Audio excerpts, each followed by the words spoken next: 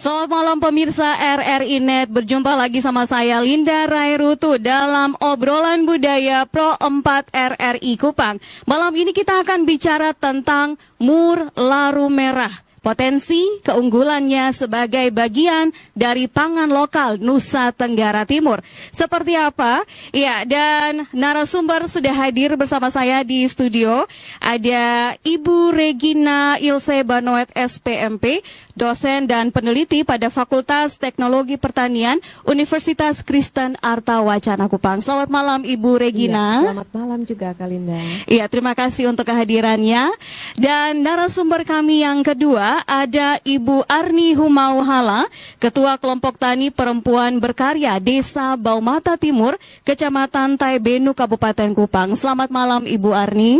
Ya, selamat malam Kak Linda. Iya, terima kasih untuk kebersamaannya. Nah, Ibu Arni ini juga adalah Mama Desa, ya, Mama Desa di Baumata Timur. Iya, pemirsa RRI Net, Provinsi Nusa Tenggara Timur ya merupakan salah satu provinsi yang mayoritas penduduknya itu bekerja sebagai petani lahan kering. Jadi tidak heran kalau hasil pertaniannya ini, untuk hasil pertanian lahan kering ini cukup melimpah. Salah satu hasilnya adalah laru. Dan dalam proses pembuatan laru ada menghasilkan mur. Nah, mur ini seperti apa ya? Apa potensinya, apa keunggulannya? Akan kami hadirkan untuk Anda dalam cuplikan berikut ini. Hai, selamat pagi pendengar dan pemirsa RRI Net, jumpa lagi sama Linda. Kali ini Linda mau mengajak Anda ke Desa Baumata Timur, Kecamatan Taibenu, Kabupaten Kupang, Provinsi Nusa Tenggara Timur, untuk melihat proses pembuatan ragi dari mur laru merah. Seperti apa? Ikuti perjalanan Linda dan tim produksi RRI Kupang.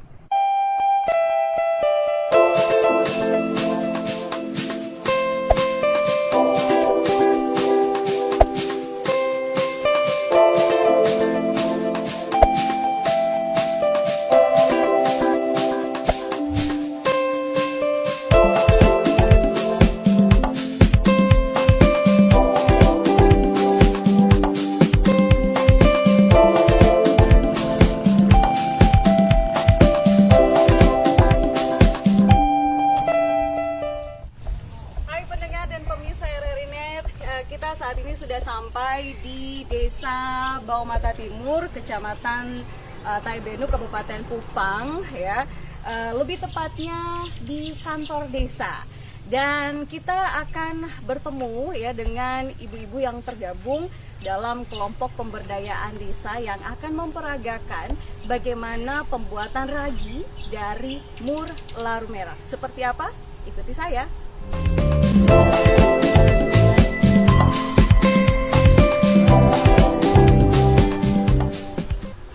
Pendengar dan pemirsa RRI Net, saat ini saya sudah bersama dengan Bapak Kepala Desa, Bapak Melkisedek Mau SH, lalu ada Ibu Regina Ilse Banoet SPMP, dosen dan juga peneliti dari Universitas Kristen Arta Wacana Kupang yang meneliti dan mengembangkan bagaimana mur laru merah ini bisa dikembangkan menjadi ragi. Maka desa ini bagaimana respon Bapak terhadap penelitian pengembangan yang dilakukan di Desa Baumata Timur ini seperti respon kami sebagai pemerintah desa terhadap penelitian ini, kami sangat bersyukur. Kami sangat bersyukur dan berterima kasih kepada Universitas Kristen Arta Wacana, lebih khusus Ibu Regina, karena dulunya mur laru yang kami anggap sampah atau limbah ini ternyata memiliki manfaat yang sangat besar. Di mana mur laru ini bisa dimanfaatkan dalam proses pembuatan kue atau roti. Peran dari desa sendiri, ya, pemerintah desa sendiri untuk pengembangan hasil penelitian ini, bahan bakunya ada di desa ini seperti apa? Sejauh ini kami belum memasarkannya keluar, masih untuk kebutuhan. Tetapi ke depan kami akan tetap melakukan kerjasama, koordinasi kerjasama dengan pihak ini Universitas Kristen atau Wacana dan khususnya Ibu Regina. Saya ke Ibu Regina, ini kenapa Desa Baumata Timur ini sebagai tempat pengembangan? Kenapa saya pilih Baumata? Karena potensi daerah Baumata ini punya banyak tegakan-tegakan lontar. Nah, dari tegakan-tegakan lontar itu, hasilnya itu yang kita ambil untuk kita berdayakan menjadi pangan lokal. Dalam arti tanda kutip kita rekayasa dulu. Kita rekayasa dulu sehingga sama posisinya dengan produk-produk komersil. Walaupun kurang lebih misalkan kita terapkan langsung atau bisa disimpan hanya 3 hari, tetapi dia punya fungsi sudah sama dulu. Nah, kenapa saya pilih Baumata? Karena Baumata dari awal ini daerah pariwisata yang pertama.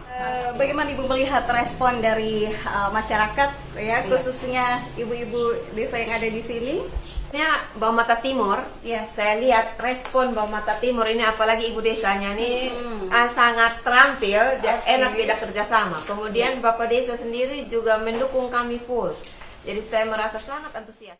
Oke, pendengar dan pemirsa RRI, perjalanan Linda dan tim produksi RRI Kupang ya ke Desa Baumata Timur untuk melihat bagaimana mur laru merah ini ya diproses menjadi ragi ya dan digunakan sebagai bahan juga untuk pembuatan roti, dan ini hasilnya ini merupakan pengembangan penelitian dari Ibu Regina, dikembangkan juga oleh Bapak Kepala Desa dan juga Ibu Kepala Desa di sini. Sampai jumpa.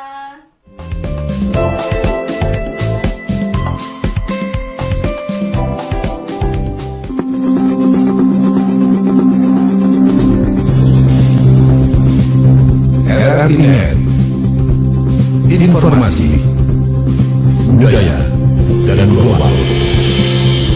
RRI.net, radio visual. Iya, obrolan budaya Pro 4 RRI Kupang. Mur laru merah, potensi keunggulannya seperti apa akan kita sharing, kita obrolkan pada malam hari ini. Ya, saya langsung saja ke Ibu Regina. Nah, Ibu Regina, mur laru merah ini belum terlalu familiar ya bagi kita masyarakat Nusa Tenggara Timur. Kalau kita bicara tentang laru ya, itu banyak ya. Kita tahu ini salah satu minuman tradisional Nusa Tenggara Timur yang memabukkan. Tapi kalau kita bicara tentang laru, belum banyak yang terlalu familiar. Bisa sedikit diceritakan, dijelaskan mur ini seperti apa? Iya, baik Kalinda, terima kasih. Juga pemirsa RRI.net. Mur dan laru sebenarnya dua hal yang saling berkaitan. Oke. Memang di daerah lahan kering banyak terdapat lontar. Lontar itu jika niranya disadap, kemudian dibiarkan terfermentasi secara alami, maka akan tumbuh mikroba-mikroba. Mikroba-mikroba ini akan mengendap. Dan mikroba ini yang akan menguraikan sebenarnya gula dari nira itu untuk menjadi laru. Tetapi ada endapan yang dihasilkan yang merupakan kumpulan mikroba. Kalau dalam bahasa ilmiah kita sebut koloni mikroba. Tetapi dalam bahasa awam disebut dengan mur. Iya. Jadi salah satu hasil proses dalam pembuatan laru ya? Iya. Jadi larunya yang diminum, mur itu adalah bahan untuk memfermentasi nira menjadi laru. Ya, jadi dia berupa endapan-endapan. Sebelumnya mur ini dipakai tidak atau? Mur ini wajib ada dalam satu proses fermentasi. Bila dia tidak ada, maka tidak akan terjadi proses fermentasi. Makanya sering petani itu kalau wadahnya diambil, haiknya diambil, jangan dicuci. Karena di sekeliling wadah itu akan menempel mur-mur itu. Yang kalau dibiarkan lama-kelamaan dia akan mengendap. Apalagi kalau kita tuang di botol. Begitu Kalinda. Jadi ini endapan ya dari proses pembuatan laru berarti ya. Nah, ide awal ya untuk meneliti tentang mur laru merah ini dari mana datangnya? Iya, baik Kalinda. Jadi rasa ingin tahu ya Kalinda. Jadi rasa ingin tahu itu karena kita sehari-hari bergelut dalam masyarakat. Tentu kita melihat ada pengetahuan keseharian dari masyarakat yang merupakan inti dari satu ilmu pengetahuan. Saat itu ibu mertua saya maupun ibu kandung saya Iya. sering menceritakan kalau dulu mereka belum mendapat ragi-ragi komersil atau disebut Fermipan. Ragi pabrikan Ya, ya. pabrikan kita sebut ragi komersil juga, Kalinda. Nah, mereka sering sekali daripada mencari atau sulit, mereka memanfaatkan mur laru ini. Oke, Ya. jadi kalau mau dibilang ini dari kearifan lokal yang kita peroleh dalam kehidupan Iya, kita betul sehari-hari. Upaya dari kita ketika belum ada sesuatu yang disiapkan secara pabrikan gitu ya. Oke, nah ini kenapa laru merah? Ya karena kan ada laru putih, ada laru merah. Ini ada dua jenis laru ya yang dikenal Iya, di iya. Nusa Tenggara Timur ini. Kenapa laru merah? Iya, jadi begini Kalinda, awalnya seperti saya sudah ceritakan, ini dari pengetahuan keseharian. Oke. Kemudian mereka juga menceritakan bahwa kadang tuh rotinya bisa naik menggunakan mur, tapi kadang tidak. Nah, Oke. dari situ saya mulai berpikir, berarti ini ada sejumlah perbedaan. Makanya Iya. saya mulai teliti, oh ternyata di petani atau produsen laru, petani lontar kita sebut, itu ada laru merah dan laru, Laru putih. putih. Ya, Iya. yang ternyata dalam penelitian dayanya untuk mengembangkan roti lewat mur ini Aha. mempunyai daya yang berbeda. Berarti Seperti itu. laru merah ini lebih baik begitu untuk Iya, kira-kira seperti itu, Kalinda. dibuatkan untuk diproses menjadi ragi ini.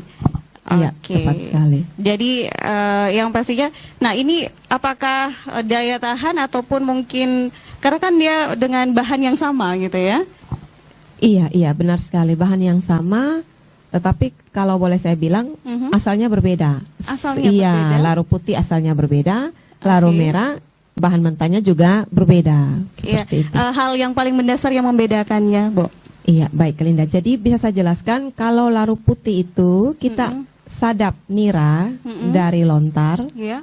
Kan kita biasa petani lontar itu tidak mencuci Oke. pinggir-pinggirannya, kasih biarkan saja dia akan memfermentasi dirinya dalam haik-haik itu. Oke. Kemudian begitu diturunkan dia menjadi apa yang disebut dengan laru putih. Oke. Nah, yang mengendap-mengendap di sekelilingnya itu yang disebut dengan mur laru putih. Oke. Nah, itu daya memfermentasinya sehingga menjadi laru putih dengan kadar alkohol sekitar 4%. Tidak terlampau tinggi.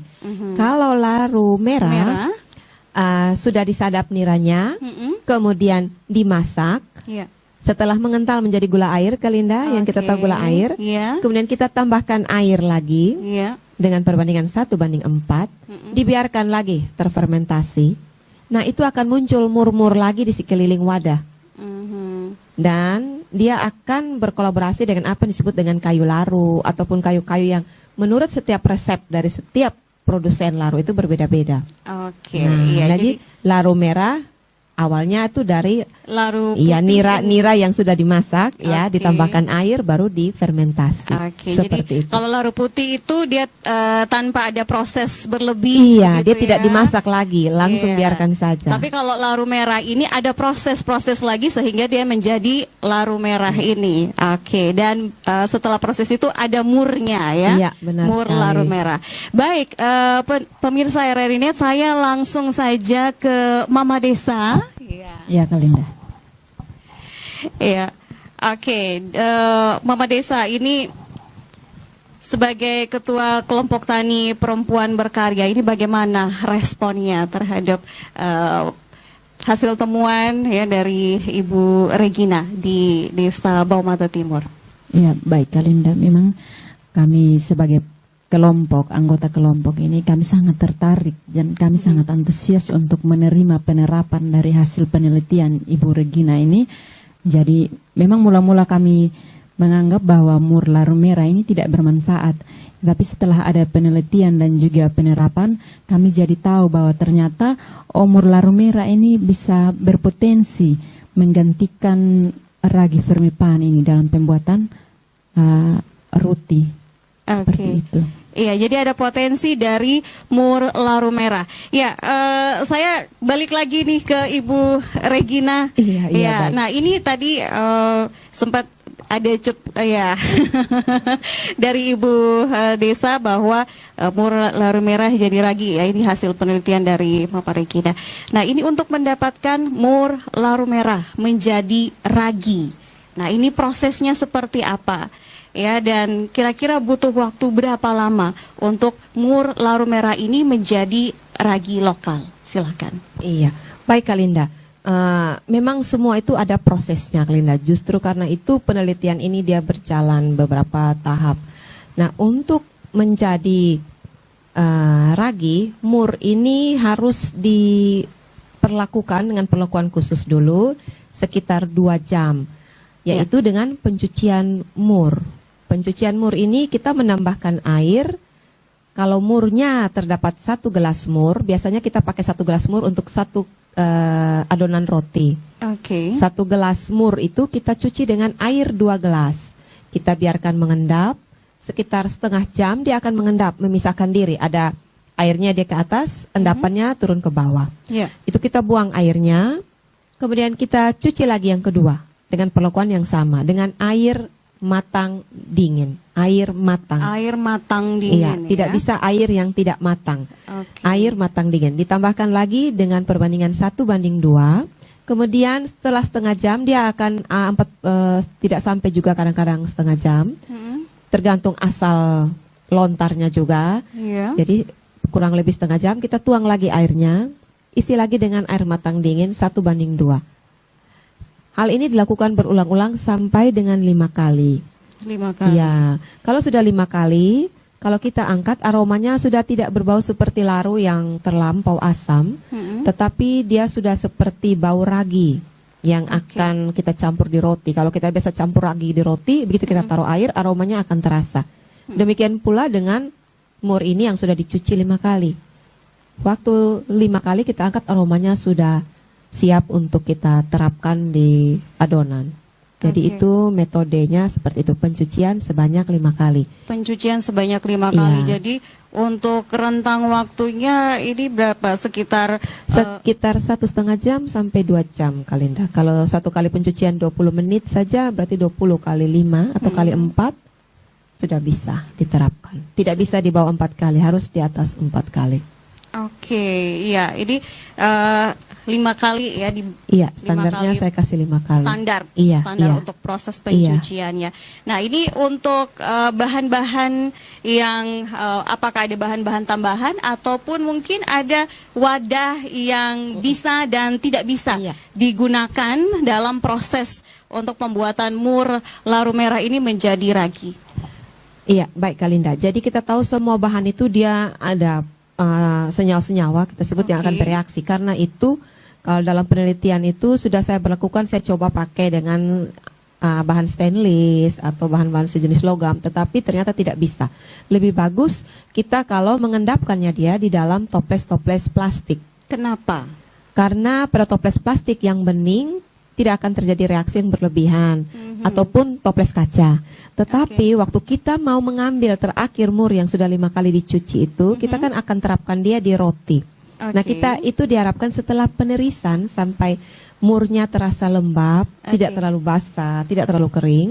Kita angkat saja dengan sendok seperti sendok sup seperti itu supaya tidak tumpah karena dia berupa gel. Oke. Agak endapan yang berair, kita angkat dengan sendok plastik.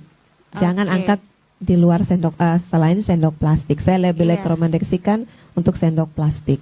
Oke, jadi menggunakan bahan wadah ya, Iya. wadah plastik Iya, ya. wadah plastik. Wadah plastik. Atau kaca bisa, toples kaca juga bisa. Iya. Oke, untuk pengambilannya juga ya menggunakan plastik begitu ya, sendok plastik Iya. atau centong plastik Iya, begitu benar ya. sekali. Tidak boleh logam Iya, atau jangan. stainless pun Iya. tidak. Oke. Oke, nah ini penelitian tentang mur laru merah menjadi ragi lokal ini sudah sejak kapan? Iya, baik Kalinda. Penelitian ini sudah dari tahun 2011. Jadi tahun 2011 itu saya mulai tertarik dengan lontar dan produk-produk turunannya. Oke. Ya, saat itu waktu itu saya sempat lanjut di Universitas Udayana Oke. Ya, untuk jurusan bioteknologi. Di situ saya bertemu dengan para pengajar-pengajar yang memberikan saya ide-ide tambahan, dan saya melihat situ juga produk lokalnya banyak. Waktu pulang ke Kupang saya lihat, wah ini ternyata bagus sekali untuk dikembangkan produk lontar ini. Jadi tahun 2011 saya mulai berkiprah di seputar pemanfaatan lontar. Oke, jadi fokusnya mulai dari 2011. Iya, benar sekali Kalinda. Untuk bahan-bahan ya dari lontar ini. Baik, kita masih akan terus lanjut ya sharing ngobrol tentang Mur Laru Merah, potensi keunggulannya sebagai bagian dari pangan lokal Nusa Tenggara Timur.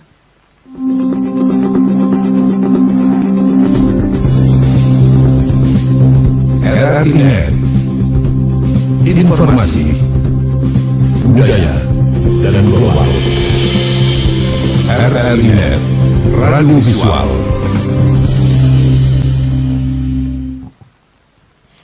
Iya, pemirsa RRI.net ya, obrolan budaya Pro 4 RRI Kupang ya, Mur Laru Merah, potensi dan keunggulan ya sebagai bagian dari pangan lokal Nusa Tenggara Timur. Ya, kita sudah mendengarkan tadi tentang prosesnya seperti apa sehingga Mur Laru Merah ini bisa menjadi salah satu ya kalau mau dibilang hasil gitu ya, bahan juga dalam pembuatan pangan di Nusa Tenggara Timur, ragi lokal. Oke. Nah, saya langsung juga ke Mama Desa, Ibu Arni, setelah melihat potensinya, ini bagaimana sejauh ini minat masyarakat terhadap penelitian dari adanya manfaat ya yang bisa didapat dari Mur Laru Merah ini. Silakan. Ya, baik Kalinda. Sejauh ini masyarakat sangat tertarik karena selain Mur Laru Merah ini tersedia atau ada di dekat kita, Mur Laru Merah ini juga bisa dipergunakan sebagai pengganti fermipan, ragi fermipan, dan selain itu juga Mur Laru Merah ini tidak mengandung bahan pengawet sehingga masyarakat sangat tertarik untuk menerapkannya, mempergunakannya. Oke. Iya. Nah, sebelum adanya penelitian ini, Mur ini biasanya digunakan untuk apa? Ada manfaatnya tidak? Iya, untuk kami tidak manfaatkan untuk apa-apa. Oh, Kami jadi- anggap ini hanya sebagai sampah. Wow, luar biasa ya. Sebelum adanya penelitian ini, ternyata Mur Laru Merah ini dianggap sebagai limbah atau sampah yang tidak digunakan sama sekali. Jadi setelah ada penelitian ini, ada temuan ini, akhirnya limbah ya, satu hal yang dianggap sebagai limbah, dianggap sebagai sampah, ini ada manfaatnya. Itu satu hal yang sangat-sangat menarik sekali. Iya, saya kembali ya ke Ibu Regina. Nah, sejauh ini apakah ada peran gitu ya dari jurusan atau dari universitas ya terhadap penelitian Ibu mengenai Mur Laru Merah ya untuk di proses menjadi ragi lokal? Iya, baik Kalinda. Jadi kalau kita orang intelektual, kalau orang kampus pasti kita membutuhkan berbagai banyak dukungan untuk kegiatan-kegiatan penelitian. Nah, kebetulan penelitian ini berlanjut dari 2011, di mana saya kadang membawa sampel dari Kupang ke Denpasar, kadang saya membawa sampel ke Jakarta. Begitu banyak dukungan dari lembaga penelitian untuk saya bisa membawa berbagai macam sampel ini ke sana dengan berbagai macam surat-surat keterangan. Kemudian dukungan dari universitas sendiri sangat support positif. Di mana waktu kita mengajukan penelitian untuk didanai oleh Dana Dikti, itu pun juga dipermudah sehingga kita semuanya kita bisa tepat waktu. Jadi dukungannya sangat positif dari kampus. Oke, jadi itu berarti apakah penelitian ini tidak hanya dilakukan di Kota Kupang saja? Iya, berarti benar sekali Kalinda. di Bali ataupun di Jakarta juga? Iya. Oke, jadi beberapa tempat ya penelitian benar tentang sekali, Mur Kalian. Laru Merah Iya. ini. Karena yang kita teliti bukan hanya tentang bagaimana penerapannya, tetapi sebelum sampai ke penerapan kita harus menguji dulu keamanannya. Dia ini isinya apa, mikroba ini jenis apa, dan kita menguji apa yang disebut dengan uji gen untuk uji molekular kalau kita bilang secara ilmiah untuk mendapatkan apa itu isinya. Kemudian kita lanjutkan dengan pemurnian, kita tahu bahwa dia sudah bisa diterapkan, baru kita mencari metode yang tepat. Karena tadi mungkin saya sudah sebutkan Kalinda, kalau dulu orang tua dulu bilang kadang jadi kadang tidak. Nah, metode ini yang harus betul-betul disempurnakan, dan syukurlah dalam penelitian ini bisa sampai dengan tahap itu, penyempurnaan metode. Iya, ini kadang jadi, kadang tidak gitu ya, dan prosesnya juga berulang kali ya. Penelitiannya tidak hanya di Kupang, tapi juga di beberapa tempat ya di Indonesia. Nah, ini mur laru merah ya bisa dimanfaatkan sebagai ragi lokal ya untuk pembuatan roti ataupun pangan-pangan lainnya yang menggunakan ragi sebagai salah satu bahannya. Ini tingkat ketahanannya ini berapa lama? Baik Kalinda, kalau untuk tingkat ketahanan saya bisa sebutkan ragi ini kan ada 3 macam sebenarnya. Ragi padat yang kita sering temui di pasaran, ya, kemudian ragi cair dan ragi semi basah. Nah, kebetulan ini ragi cair. Ragi cair ini akan memproduksi satu produk roti yang juga bertahan kurang lebih 3 hari kalau normal. Dalam arti untuk ketahanannya kan kita siapkan alat-alat bahan lokal saja, Pak. Tidak ditambahkan dengan untuk dia tahan berapa lama, kecuali kita berikan itu. Tetapi kalau untuk ketahanan raginya sama dengan secara alamiahnya dia 3 hari berarti. Iya, kalau produknya. Sedangkan kalau murnya, kalau mau dipakai untuk menjadi ragi, memang ketahanannya 2 hari. Jadi misalkan hari ini kita panen murnya, paling tidak besok kita sudah cuci dan pakai. Kalau mau hasilnya betul-betul bagus, itu bisa hari ini juga kita panen mur, panen lontar, dan panen mur hari ini juga kita terapkan. Iya, jadi 2-3 hari ya. Iya, benar sekali Kalinda. Berarti segala sesuatu itu ada plus minusnya ya. Segala sesuatu itu ada plus minusnya. Ya, kalau kita lihat ragi pabrikan ya itu dia bisa bertahan sangat lama gitu. Tapi kalau ini ilmiah alamiah ya, jadi dia 2-3 hari untuk ketahanannya. Nah, ini apakah memang bisa dibuat atau dilakukan sesuatu untuk dia bisa bertahan lebih dari 2-3 hari untuk ragi ini? Baik Kalinda. Sedikit informasi. Ya, jadi semua ini kan harus melewati tahap penelitian. Jadi kalau untuk persiapan atau untuk formulasi ragi sehingga dia bisa tahan lama, atau mau menjadi ragi cair yang tahan lama, atau mau menjadi ragi padat yang tahan, atau ragi kering, dry yeast yang tahan lama, tentu kita harus ada perlakuan-perlakuan lagi. Dan itu saya berharap dengan adanya pertanyaan ini juga menggugah saya untuk, oh ya, ada lagi nih tema baru untuk melanjutkan penelitian ini. Oke, jadi ini kalau mau dibilang ini adalah pertanyaan-pertanyaan yang menggelitik sebenarnya ya. Pertanyaan-pertanyaan yang menggelitik yang membuat Ibu kayaknya penelitian lagi ini, satu topik lagi. Satu topik lagi, ya benar sekali Kalinda. Satu item lagi untuk penelitian. Nah, ini dengar-dengar cerita ya, kabar-kabarnya. Ini sekalian kita klarifikasi ya. Oke, penelitian tentang mur laru merah menjadi ragi ini sudah dipatenkan. Iya. Oke, apa benar seperti itu? Iya benar Kalinda, memang benar. Penelitian ini untuk menjaga tetap dia khas, kemudian secara ilmiah itu kita proses hakinya, kita proses hakinya untuk mendapatkan paten. Jadi itu sudah saya proses sejak tahun 2019. Ya, sedikit prosesnya seperti apa? Iya. Sedikit lah. Jadi prosesnya waktu itu kita ada reviewer dari pusat untuk lihat penelitian ini seperti apa, dijelaskan. Saya juga dalam hati berpikir ini kan kekayaan budaya. Kekayaan budaya harus dilindungi. Kemudian reviewernya bilang, Bu Regina, ini bisa dipatenkan. Ya, jadi saya bilang, iya Bu, kalau memang bisa, saya pingin jalannya seperti apa. Oh ya, silakan ngurus ke pusat penelitian. Waktu itu Undana yang punya pusat penelitian, saya ke situ, saya diurus dengan baik di situ, dan sekarang sementara menunggu proses pemeriksaan substantif yang dari pihak pengurusan sudah sampai di situ. Masih ada proses lagi ke depannya berarti? Prosesnya kita tunggu pemeriksaan itu semua berjalan, baru kita bisa dapat sertifikatnya. Tetapi untuk penyebarluasan ke masyarakat sudah boleh. Yang penting kita sudah mengurus itu sudah dalam bingkai untuk ya bingkai bahwa itu sudah dilindungi, kemudian nanti baru tinggal dijajaki untuk sampai pada penerbitan sertifikat seperti itu, untuk Kalinda. pengenalan bahwa ini sudah ada hak patennya sudah boleh gitu Iya, ya, tapi benar memang ini sekali. masih on the way gitu dalam proses Iya. untuk mendapatkan hak paten Iya, ini. benar sekali, Kalinda. Oke, nah Untuk ini tahapan-tahapannya sudah dipenuhi sudah semuanya. Iya. dijalani. Oke. Nah, selain untuk menghindari kalau mau dibilang plagiat ya, apa ada keuntungan lain ini untuk ketika Ibu mengurus hak paten ini?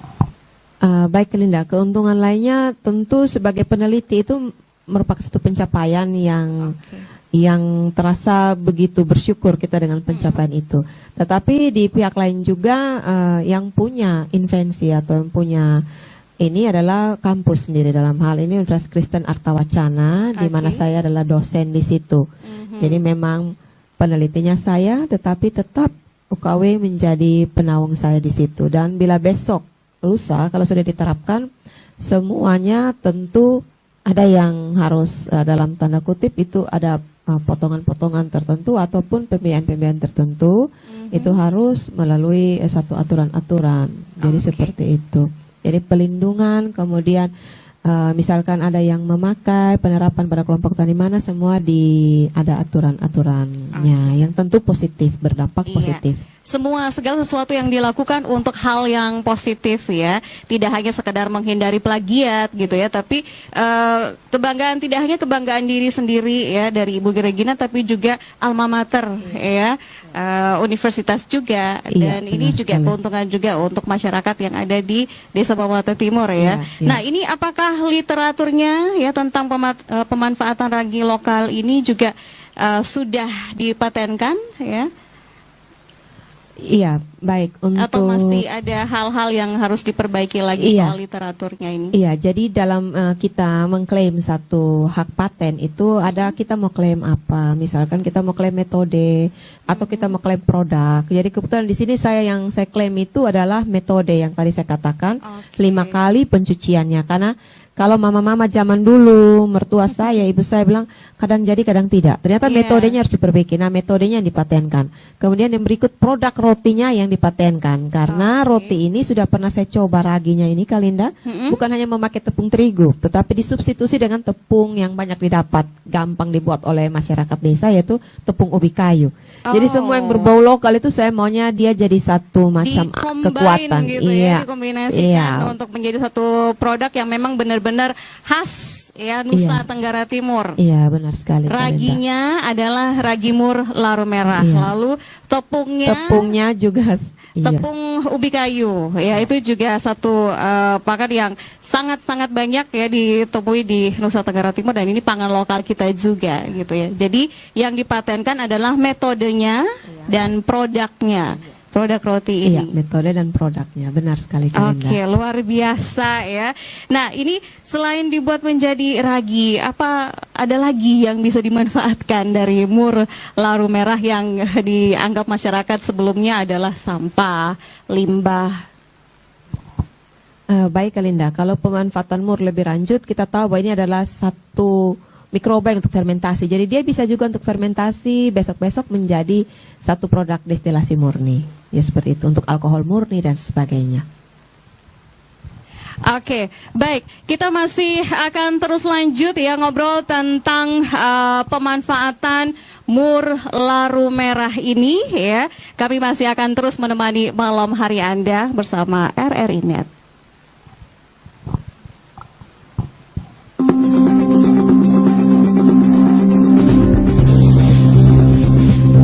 RRI Net.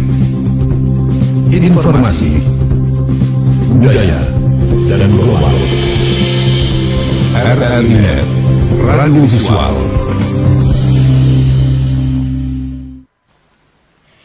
Oke, mur laru merah sekali lagi punya potensi, ternyata punya potensi yang luar biasa. Yang dulunya masyarakat menganggap bahwa itu adalah satu limbah dari proses pembuatan minuman tradisional yang kita sebut dengan laru. Tapi ternyata limbah ini punya manfaat ya, keunggulan juga, punya potensi juga untuk pengembangan pangan lokal. Saya langsung ke Mama Desa. Oke, Mama Arni. Nah, ini dukungan seperti apa yang diberikan kepada anggota kelompok ini untuk bisa memanfaatkan potensi mur laru merah? Ya, tadi sempat disinggung kalau mau buat roti kadang jadi, kadang tidak. Ya, ini bagaimana? Silakan. Ya, jadi kami memberi dukungan sepenuhnya kepada anggota perempuan berkarya ini untuk bisa terus mempergunakan mur laru merah ini sebagai pengganti ragi fermenpan dalam pembuatan roti. Kemudian kami juga berharap bahwa nanti kami akan ke depan berpikir untuk bisa menggunakan varian lain untuk mengubah rasa. Kalau awalnya hanya rasanya biasa-biasa saja, kami berharap ke depan kami bisa mencampurkan coklat atau varian lainnya mengganti rasa. Oke, jadi berarti sekarang-sekarang ini sudah mulai terpikirkan begitu ya, untuk pemanfaatan ragi lokal ini. Nah, ini tadi sempat disinggung kadang jadi, kadang tidak. Ya, ini kira-kira dari kelompok tani perempuan berkarya ini waktu mencobanya itu berapa kali sampai jadi ini? Ya, kami coba berulang-ulang kali. Berulang kali, akhirnya kami dari hasil penelitian dari Ibu Regina, kami bisa mendapatkan metode dan cara yang tepat untuk mengaplikasikannya. Itu seperti tadi Ibu Regina sudah sampaikan bahwa ternyata ada pada metode pencuciannya. Seperti itu. Oke, ini sudah berapa banyak ibu-ibu yang masuk di kelompok perempuan berkarya ini? Ya, jadi sebetulnya anggota kelompok kami itu ada 20 orang, tetapi pada waktu penerapan penelitian ini yang terlibat cuma 9 orang. Aduh, ini dari 20 mungkin karena cucinya 5 kali. Pencuciannya sampai 5 kali, ulang-ulang lagi, berkurang sampai sebenarnya tidak berkurang, Kak. Yang berkesempatan ada pada penerapan penelitian itu cuma 9 orang. 9 orang dari 20 sampai 9 orang. Nah, ini terpikirkan tidak kalau Desa Baumata ini kan juga terkenal dengan kerupuk ubinya ya, kerupuk kipasnya. Nah, apakah terpikirkan tidak ke depannya apakah Desa Baumata ini terkenal juga dengan roti dari ragi mur laru merah? Ya, itu sudah menjadi ide kami sudah pikirkan itu kalau bisa ke depan ini juga menjadi satu ikon dari Desa Baumata Timur. Oke, luar biasa. Nah, saya ke Ibu Regina lagi. Ini menurut Ibu Regina tantangan terbesar apa ini yang akan dihadapi dalam pengembangan ragi lokal kita ini? Iya, baik, terima kasih Kak Linda. Ya, semua tentu ada halangan, tantangan, tapi saya yakin bisa. Cuma kalau untuk tantangan terbesar yaitu cara kita untuk diseminasi. Maksudnya dalam hal ini perluasan bagaimana pengetahuan ini bisa ditularkan dari satu kelompok ke kelompok yang lain dan bisa diminati. Jadi tantangannya adalah bagaimana penyebarannya sehingga bisa diminati dan semua mempunyai keterampilan yang cukup untuk membuat roti. Kalau dulu mungkin kadang jadi kadang tidak, tetapi dengan metode ini pasti dengan 5 kali pencucian pasti dia jadi dan memuaskan. Iya, ini sudah prosesnya dari mur laru merah sudah ada proses begitu ya. Mur menjadi ragi juga harus 5 kali proses, 5 kali pencucian ya, dari 20 orang ibu-ibu jadi 9 orang ya. Oke. Nah, apakah mungkin apakah ada kerjasama ya, mungkinkah ada kerjasama dengan pihak swasta atau pemerintah untuk pengembangan mur laru merah ini? Silakan. Iya, baik Kalina. Jadi kita juga berpikir untuk kalau memang semua ini menyangkut pendanaan, penerapan, semua perlu bantuan. Jadi diharapkan dengan terbentuknya kelompok-kelompok yang bisa memanfaatkan sumber daya lokal, kita berharap dengan terbentuknya kelompok yang kuat, yang berdaya saing, mempunyai keterampilan, di situ bisa ada untuk mengajukan berbagai hal untuk memperkuat dalam hal ini, dalam hal finansial untuk mereka mulai memproduksi secara berkesinambungan.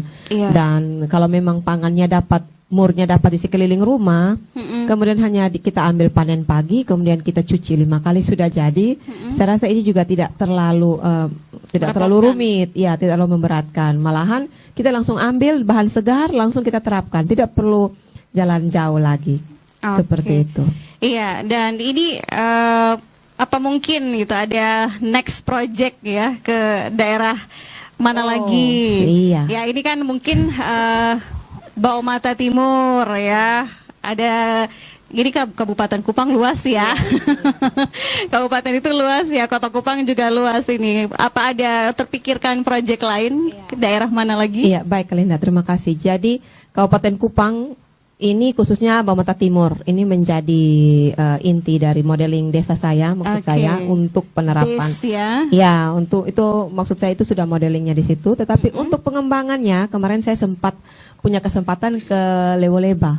Wow. Ya, Lewoleba itu langsung luar pulau. Iya, ya. saya ke sana kebetulan anak bimbingan saya banyak yang dari sana. Mereka meneliti fermentasi. Kemudian saya waktu berkunjung ke sana, saya lihat memang benar banyak tegakan-tegakan lontar. Saya tanya di sini banyak ya lontar. Oh, banyak sekali, Bu. Dengan berbagai produk turunannya. Jadi saya berpikir besok-besok Lewoleba juga menjadi hal yang sangat potensial untuk dikembangkan, dan kebetulan saya juga ada mulai menjalin komunikasi dengan kelompok-kelompok di sana dan mendapat sambutan yang positif. Saya harap bisa terrealisasi dalam waktu yang tidak terlalu lama. Jadi yang sudah ada lampu hijaunya Lewoleba ya? Iya, seperti itu. Setelah Bau Mata Timur tentunya, Bau Mata Timur diperkuat dulu, modeling. Dari Bau Mata Timur langsung luar pulau begitu ya. Lewoleba punya potensi juga yang luar biasa di sana. Nah ini mungkinkah ada inovasi-inovasi lain lagi yang akan diciptakan ke depan, Ibu, untuk pangan khususnya? Iya, terima kasih Kak Linda. Jadi ini sebenarnya pertanyaan-pertanyaan yang membangunkan inspirasi. Kalau untuk kita peneliti, ya, setiap pertanyaan tuh inginnya segera dijawab. Tetapi memang ada hal-hal yang harus kita benahi. Misalkan saya juga ingin meneliti tentang ragi lokal dari kelapa. Kemudian saya ingin membuat ragi yang padat. Jadi hal-hal seperti itu. Tentunya dengan dukungan-dukungan dengan tim proyek penelitian ataupun tim penelitian dari yang lain. Kalau yang kemarin saya dapat dukungan penuh dari tim dari Udayana. Yaitu yang dulu adalah pembimbing saya. Jadi di situ saya berkolaborasi dengan bapak-bapak profesor dan bapak pembimbing, dan hal itu waktu itu kita penelitian pekerti. Kemudian setelah itu kita akan melanjutkan dengan penelitian-penelitian lain. Tentunya semoga bisa lolos karena ini adalah satu kompetisi nasional. Iya, ini satu kompetisi nasional, berarti kalau kita lolos baru kita bisa metodenya terukur bagus, penjabarannya sistematis, dan dia memang bisa diterapkan di masyarakat, baru dilihat oleh Kementerian Ristek dan Teknologi untuk kita bisa mulai berjalan dengan dukungan-dukungan finansialnya. Iya, ini jadi semuanya itu berjenjang ya. Iya, benar sekali. Semuanya itu boleh kita tergelitik dengan pertanyaan-pertanyaan atau ide-ide gitu ya. Tapi untuk pelaksanaannya itu butuh waktu dan juga ada jenjang-jenjangnya juga yang harus kita lewati proses-prosesnya. Pendanaannya itu memang harus karena satu penelitian itu memang tidak bisa dipungkiri, harus ada pendanaan. Iya. Itu satu hal yang sangat-sangat penting sekali gitu ya, mendukung ya, dukungan Benar utama sekali. juga ini. Nah, apakah penelitian ini tentang laru merah ini bisa dilanjutkan atau dikembangkan oleh mahasiswa? Oh ya, baik Kak Linda, terima Anggap kasih. saja ini seperti sharing begitu ya. Iya. Jadi satu penelitian dikatakan berhasil apabila kita mempunyai tema-tema turunan untuk mahasiswa yang juga dikerjakan oleh mahasiswa dan berhasil. Dan itu sudah kita lakukan pada beberapa mahasiswa yang sudah tamat. Jadi waktu itu saya juga mempresentasikan hasil penelitian ini pada seminar-seminar internasional dan juga seminar nasional. Juga ada beberapa proceeding. Mungkin kalau kita masuk di Google, tulis saja Regina Laru, pasti ada beberapa tulisan di situ. Nah, di situ saya tidak lupa berterima kasih kepada Dikti dalam hal ini yang telah membiayai penelitian dan menyokong penuh kegiatan penelitian ini lewat Kemenristeknya Dikti. Tapi penelitian ini pada dasarnya sudah diturunkan kepada mahasiswa-mahasiswa lewat berbagai-bagai judul.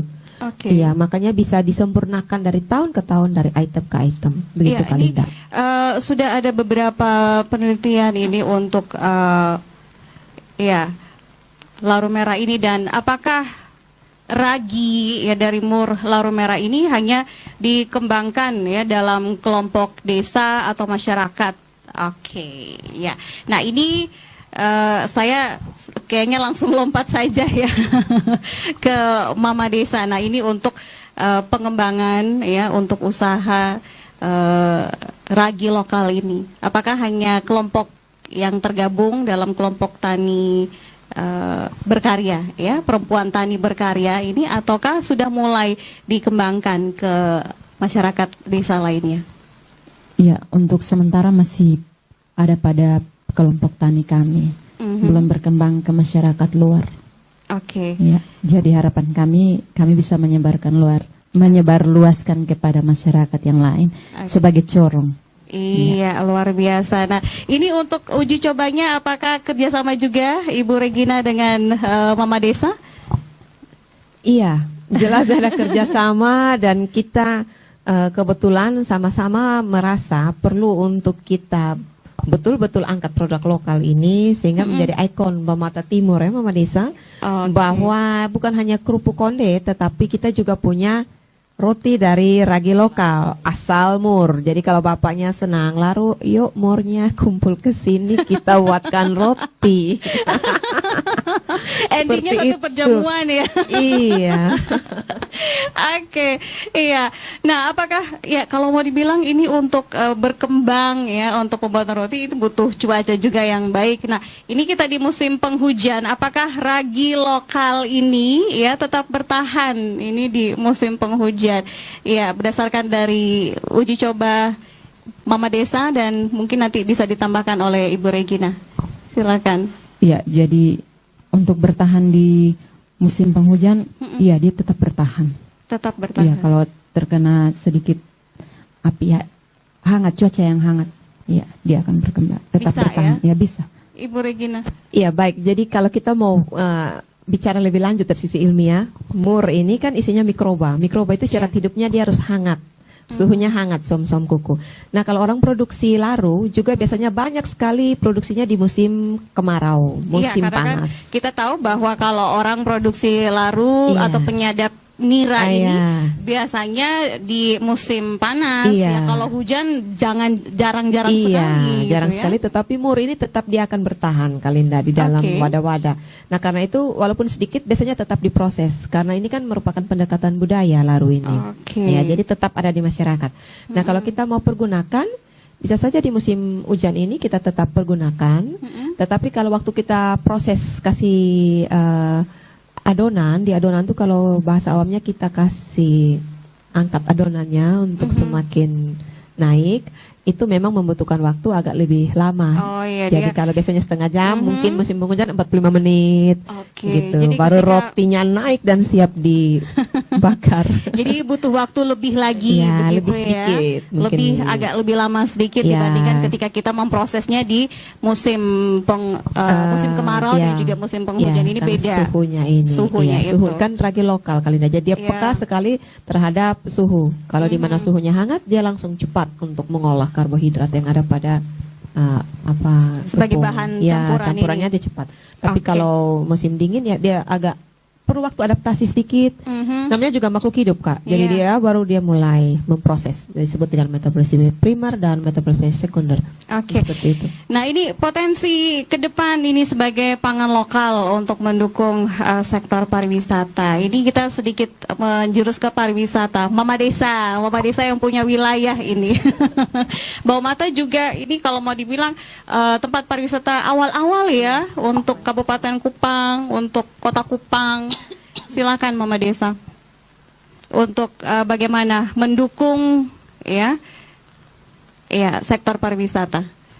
Iya, kalau bisa kami memproduksinya lebih banyak lagi untuk bisa menjualnya di tempat para wisata, karena di depan kolam itu biasanya hari Sabtu dan hari Minggu itu sangat ramai. Di situ iya. yang ada cuman kerupuk.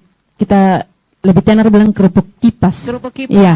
ya. Jadi kalau bisa roti dari Mur Larumera ini juga kita pajang di situ untuk Iya. dijual. Oke, Iya. jadi ada hal lain yang bisa didapatkan oleh ya para wisatawan lokal ya, lokal ataupun mancanegara selain kerupuk kipas, Kipas. ya. Iya. Selain kerupuk kipas ada ikon lain lagi yaitu Roti Mur Larumera. Roti Mur Larumera. Wah, ini namanya. Oke, sudah dapat kita ya namanya. Roti Mur Larumera. Oke. Nah, ini harapan ya untuk ke depan terkait pengembangan ragi lokal dari Mur Larumera ini seperti apa? Saya ke Ibu Regina. Ya, baik, terima kasih Kalinda. Jadi Kalinda dan semua pemirsa, saya sangat senang untuk bisa hadir untuk kita bisa menceritakan, menguraikan tentang roti dari Mur Larumera atau kita sebut dengan ragi lokal. Harapan saya, keinginan saya, semua ini bisa diterima positif dan bisa dikembangkan, dan khususnya untuk Bawah Mata Timur, Ibu Desa, kami tetap berharap ada kerjasama, berkesinambungan, karena kita tahu dosen itu mempunyai 3 item, dia mengajar, meneliti, dan mengabdi. Ya. Jadi kita akan terus menerus bersama-sama untuk Bawah Mata Timur ini menjadi satu desa modeling. Seperti tadi Ibu Desa katakan, mungkin nanti di muka kolam itu kita bisa juga bukan hanya ada kerupuk, jagung atau pisang, tapi ada roti khas. Roti khasnya itu roti dari Mur Larumera. Oke, Iya. baik. Mama Desa, Ibu Arni, silahkan. Ya, selain jadi ikon baru untuk potensi wisata di Bawah Mata Timur, harapannya ke depan seperti apa? Ya, jadi kami berharap ada dukungan dari pemerintah desa untuk kami kelompok tani perempuan berkarya dalam hal ini, mungkin dukungan dana agar kami bisa mengembangkan ini lebih, memproduksinya lebih banyak Lebih baik lagi. lagi, ya, lebih banyak lagi. Ya, penyempurnaannya juga, Iya, seperti itu. ya, supaya hasilnya lebih baik lagi, ya, dan prosesnya juga mungkin bisa lebih baik lagi, ya, dari yang kadang-kadang jadi, ya, ketika kita proses ke depan karena sudah ada penyempurnaan langsung jadi. Oke, jadi ikonnya bertambah ya untuk Desa Bawah Mata Timur. Baik, pemirsa RRI Net, ya, kita sampai di penghujung kebersamaan kita ya di obrolan budaya Pro 4 RRI Kupang tentang Mur Larumera, ya, potensi keunggulannya sebagai bagian dari pangan lokal. Mur Larumera, ya, Mur Larumera ini awalnya dianggap sebagai limbah, ya, dianggap sebagai sampah. Tapi ternyata dengan adanya penelitian, dengan adanya pengembangan dan juga temuan yang dilakukan oleh Ibu Regina, ternyata Mur Larumera ini punya manfaat. Manfaatnya juga untuk pengembangan pangan lokal Nusa Tenggara Timur. Kalau kita combine, itu berarti bisa memberikan satu ciri khas yang baru ya pada daerah, khususnya daerah atau desa Bawah Mata Timur. Ya, dari sampah ternyata punya keunggulan, punya potensi yang luar biasa. Terima kasih untuk narasumber kami ya, Ibu Regina Ilse Banoet SPMP, dosen dan peneliti pada Fakultas Teknologi Pertanian Universitas Kristen Artawacana, sudah berbagi pada malam hari ini. Iya, sama-sama Kalinda. Terima kasih juga Terima dari saya. kasih. Iya. Dan terima kasih juga untuk Ibu Arni Humauhala, Ketua Kelompok Tani Perempuan Berkarya Desa Bawah Mata Timur, Kecamatan Taibenu, Kabupaten Kupang. Iya, sama-sama Kalinda, terima kasih banyak juga. Iya, terima kasih Mama Desa ya. Dan sekian obrolan budaya produksi Pro 4 RRI Kupang pada malam hari ini, Mur Larumera. Potensi keunggulannya sebagai bagian dari pangan lokal Nusa Tenggara Timur. Saya Linda Rerutu, selamat malam, sampai jumpa.